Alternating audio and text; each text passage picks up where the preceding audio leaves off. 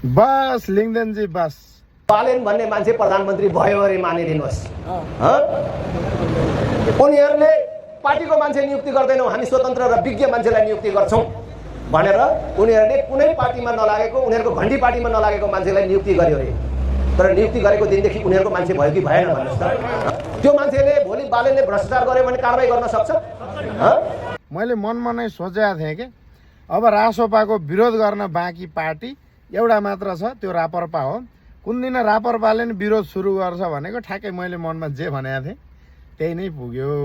अहिले आफ्नै छोरी, आफ्नै छोरो, आफ्नै ज्वाइँ, आफ्नै बुढी, आफन्तलाई नै नियुक्ति गर्ने दौडलाई स्थगित गर्दै विज्ञ टोली खोजेर नियुक्ति गर्छु भन्नु नै सबैभन्दा ठुलो कुरो हो।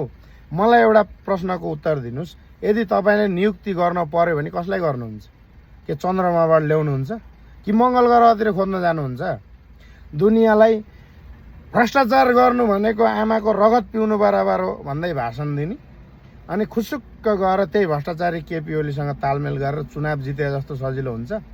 सबै नेपालीलाई चाहिँ हामीले राजा ल्याउँछौँ, हामीले जित्यौँ भने राजा ल्याउँछौँ भनेर दुनियाँलाई चुतिया बनाउने अनि चुनाव जितेपछि चाहिँ के को राजा, मै राजा भन्ने खालको व्यवहार देखाउने। यदि तपाईँहरूले राजा ल्याउने भए दुर्गा प्रसाईले त्यत्रो आन्दोलन गर्दा साथ दिएर त्यतिखेरै राजा आइसक्थे, राजा ल्याइसक्थे हो। यदि नेपालमा रापरपाले अहिलेसम्म केही गलत गरेको थाहा पाइएको छैन, गलत पनि गर्दैन जस्तो लाग्छ।